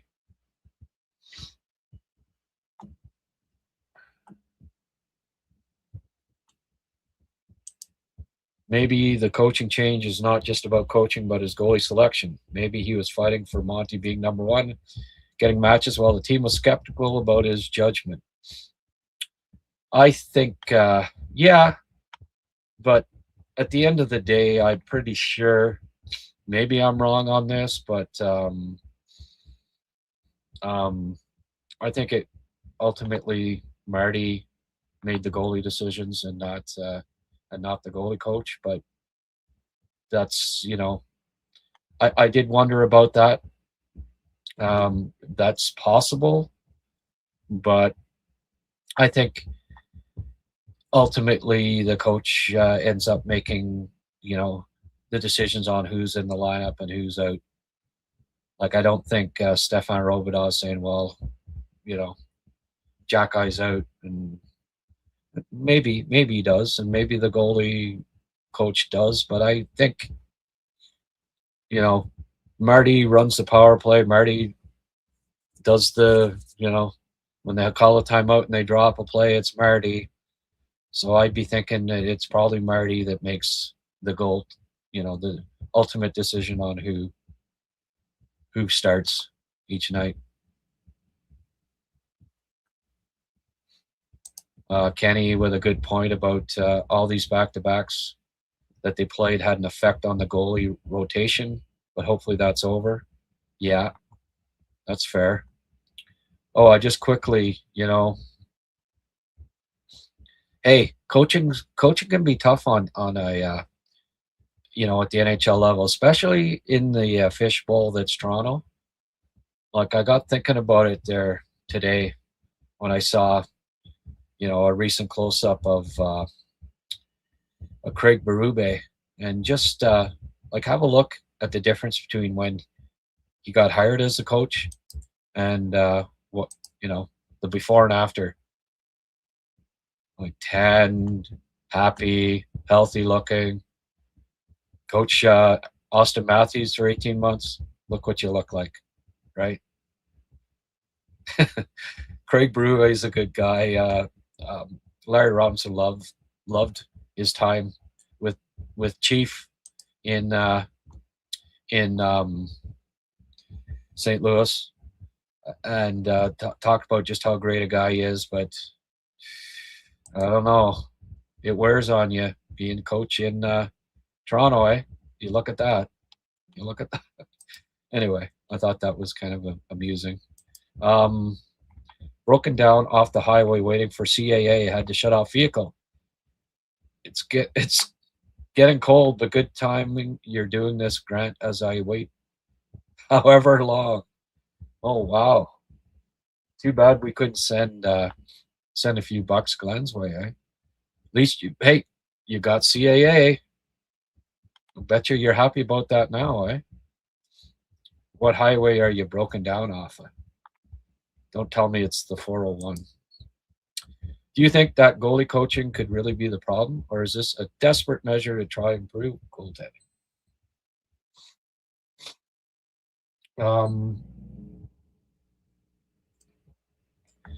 Well, they're trying to improve the goaltending with coaching, Mac. So I'm not quite sure I understand that question. I think the goalie coaching has been a bit of an issue, but ultimately it's on the goalie. But if the goalie coach isn't able to help, then you get another voice in and you hope that he makes a difference. All I know is that Monty, when he came back from his tutelage under Marciano and Laval, he played the best he's played all year. And a couple weeks later, with Eric Raymond in his ear, he started to regress again. So, I think that I didn't just see that. I think that Habs management did as well, and they decided, okay, this Marciano's doing a better job. Why don't we have him, with the big team and not just in Laval? Like the news, just surprised it came the morning after a win. Well, we don't know what goes on behind the scenes, right? Like, there might have been a big argument there, Eric, as somebody mentioned earlier, vouching for Monty. He should be in against Colorado, and the coaching staff saying, no, we're going to keep going with Dope. Who knows? Who knows all the details? It could have finally just came to a head, or,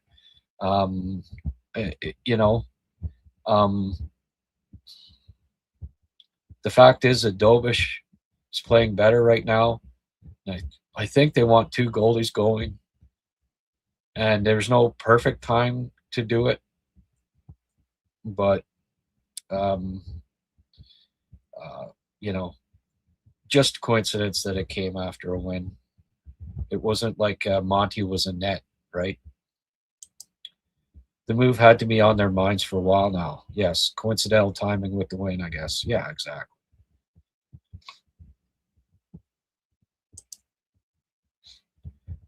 In a way, it's telling us we still go with you, two goalies, hoping that will help them get on track. If not, one will have to leave, and it won't be the coach. Yeah. Folks, if you can mix in the odd comma and stuff, it helps. It helps with the reading. Yeah. Regarding the offside video replay, Montreal had 6 goals overturned this year, number 1 in the league.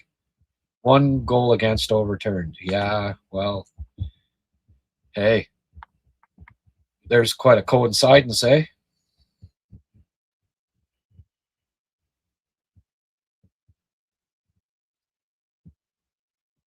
Yeah.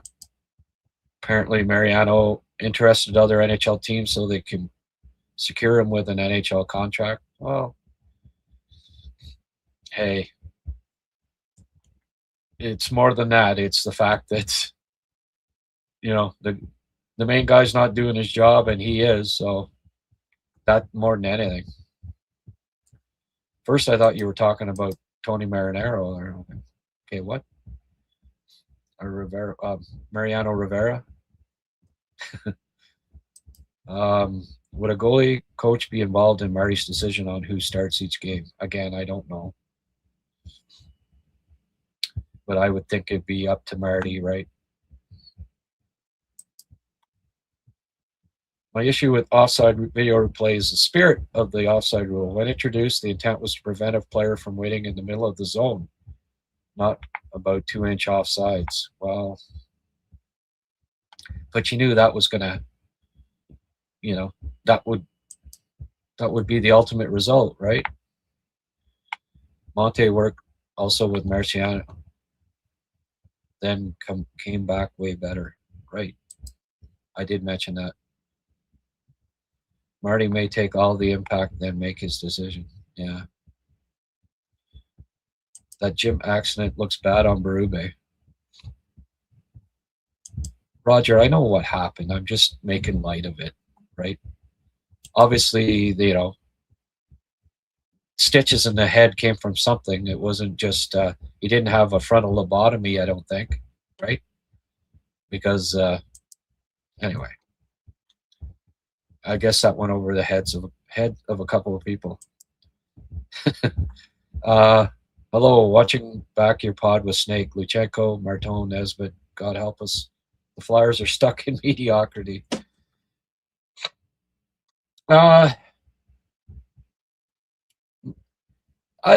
You know, I don't know. Martin's having a decent year, points wise. I don't, you know, Nesbitt, hey, he's a big kid and it's going to take time for him. I wouldn't, yeah, he hasn't made a jump offensively this year, but I wouldn't panic necessarily on that.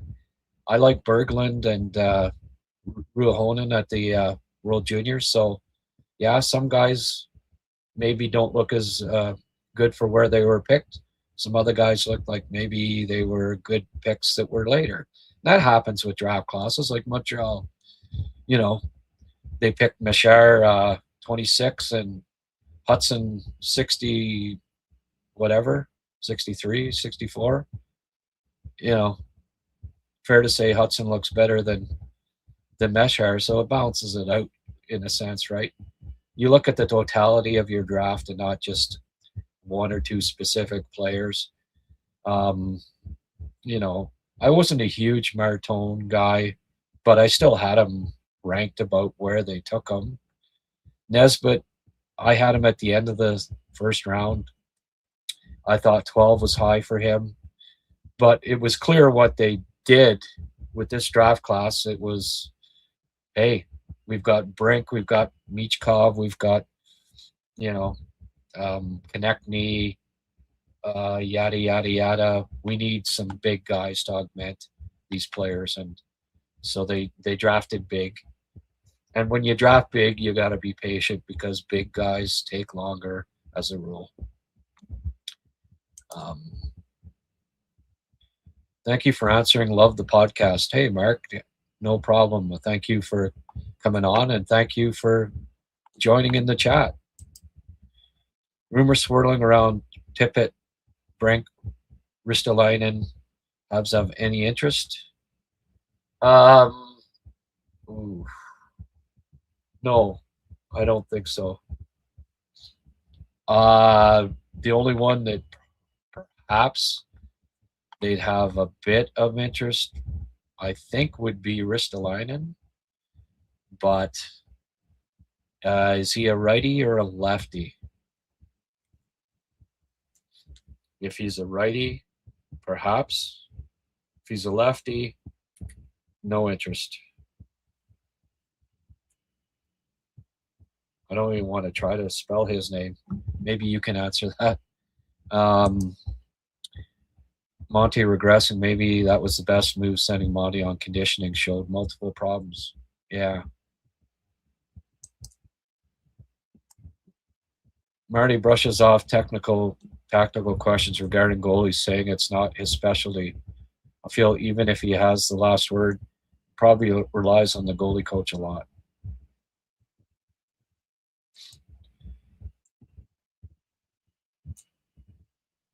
Wow. I don't know. He sees enough. Yeah, I thought so. I thought Risto was a righty. Maybe. He's a guy that's, I don't know. He's had a disappointing career so far. Never quite reached his potential. You think Matheson has some brain farts sometimes? Ristolainen is always kind of underachieved. Yeah, well, I think they rely on their goalie coaches to coach them, but when it comes to who's deciding who plays, who starts, I have to think that it's Marty making that decision. But again, that's a guess, and it's not based on fact. Berube has the memories of his coaching time with the Leafs removed, so he can keep dealing with his current. Yeah, he might have had might have been surgery there. I don't know. Weigh in, folks. What do you think? Says, gym accident, but did they go in there and say, okay, we're removing your memory, your Leaf memories, start afresh? Maybe. I don't know. Hey, I'm just having a little fun with it. It's the Leafs, right? Can't get too serious about the Leafs. Hey, we finally hit 100. Only took an hour and 51 minutes, but there are 100 people viewing us on YouTube. Patience is a virtue, right? I do have to get going soon there, folks. I'll take a few more. I pretty much got caught up here, but I'm interviewing Habs Digest, Josh and Jesse at 5:30, and have to prep for that. Have to eat. Have to this and that and the other things. So I'm going to sign off here very shortly. Hey Grant, what do you think about a guy like Evander Kane?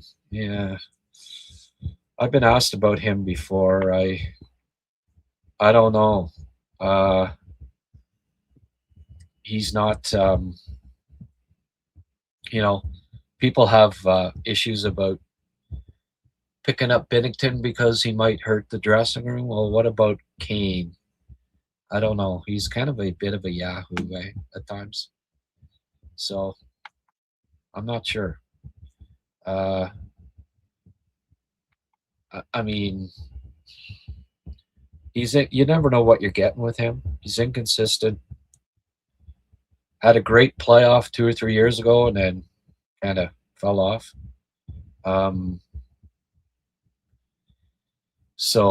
Yeah,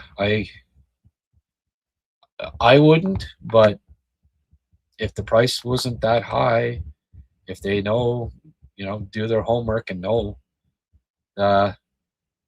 that, you know, he's a good teammate, which I somehow doubt. Maybe they'd look at it, but personally, I wouldn't. I wouldn't be pursuing Evander Kane. He's done a lot there. He's got a rap sheet there. Not not the most mature individual in the NHL. What about if goals scored after 10 seconds of an offside? You cannot go and challenge. Yeah, 10 seconds. The other team touches the puck. You know, it's always been kind of the other team gets possession of the puck. I don't think you should be able to challenge, but anyway. I would get rid of the offside challenge altogether. Let the refs friggin' decide it. They can't look at a penalty, you know, that they miss, like Hudson not tripping that guy. Then why the hell can they look at a guy being offside by a quarter of an inch 40 seconds before the friggin' goal goes in? And that it pisses me off that they stand there at the bench and let them look over and over and over. Like, if you can't see it with your own eyes, you shouldn't even be able to look at the replay of it. You know, the team can challenge if they think that they saw it, you know, personally, then yeah, okay. But this sit there and wait for them to look at 40 angles up in their, you know, 50 people with their, it's just become a joke, I think. Yeah, Caulfield's holding penalty last night. Like, come on. Here's a good point by Francois. Colorado tomorrow night, 4-4-2 in their last 10 matches. I think they had two losses the before that. Now in their last 10. 2 losses in their first 42 and 4 in their last 10. Yeah, now's the time. And on the road and on a trip, and who knows, maybe if we get another good performance from Dobie, yeah, they can. Hopefully, it won't be a blowout like the last one, the one in Colorado. I watched Dangle's podcast. Couldn't stop laughing at his takes and the misery. Yeah, I bet. I've never watched.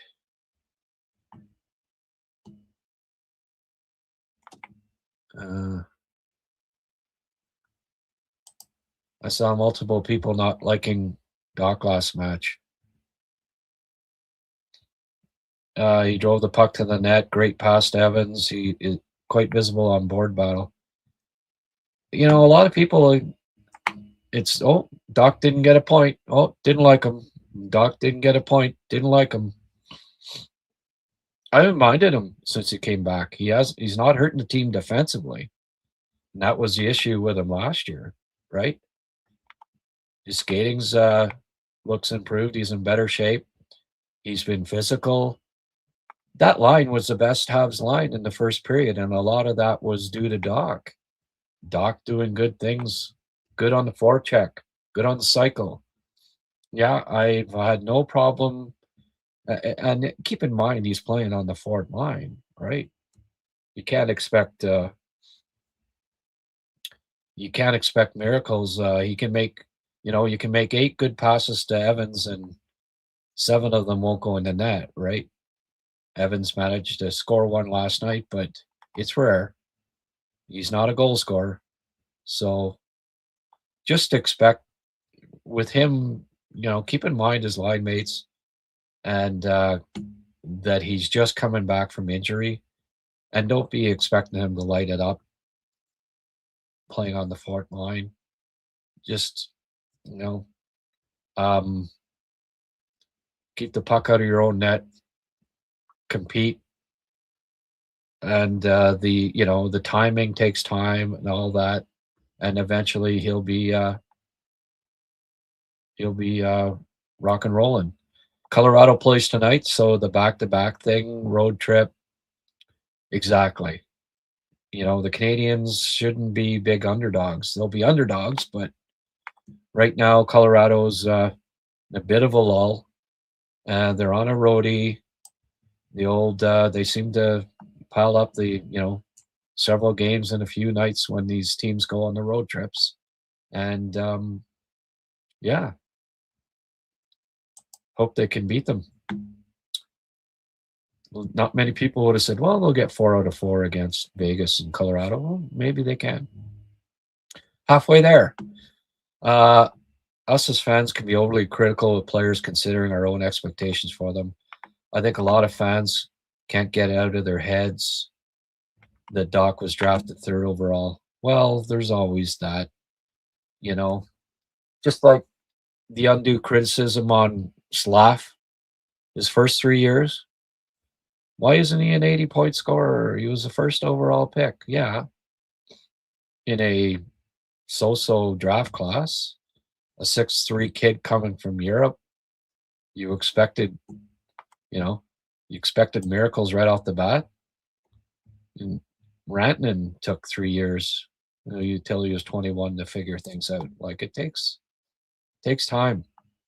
And Doc, as a 3rd overall pick, absolutely. They, people put a lot of pressure on him. Like even Demi, if he'd been picked 1st overall or 2nd overall, would have more expectations even on him than he already has. But I find that,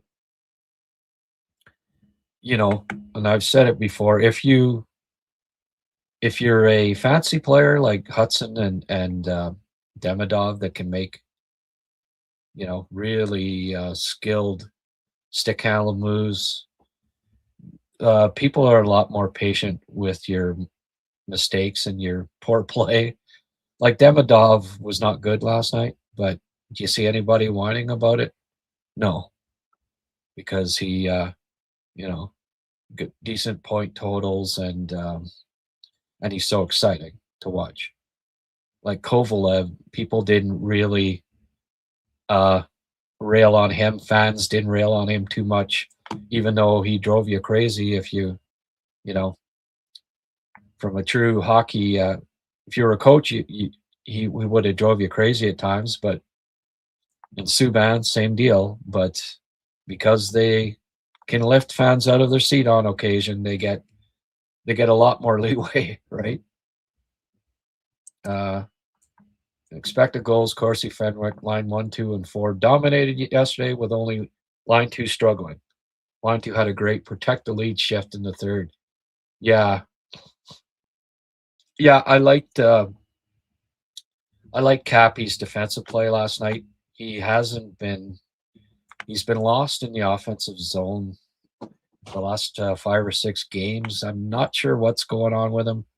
Like, he's normally very smart, and sometimes he's looked a little lost, but the puck losses have been, and fatting on shots and the puck hitting the stick and bouncing off, and it's been a little too frequent lately. And I really would I hope that it's not something that becomes prevalent, because he wasn't, that wasn't the case earlier in the year. Just hope that he can bounce back here. Maybe, puts a goal in or whatever, get him out of this funk, because right now he is in a funk. All right, folks, 2 hours in. I got to do another one here at 5:30, so going to have to let you go. Thank you for tuning in, and I'll put up that podcast with the Habs Digest fellas some point tomorrow, probably noonish or 1 o'clock, or early in the morning, one of the two, and then be on after the Colorado Habs match. As usual, I'll do a post-game show at that point. Hope you can tune in. Thank you, and we'll talk soon.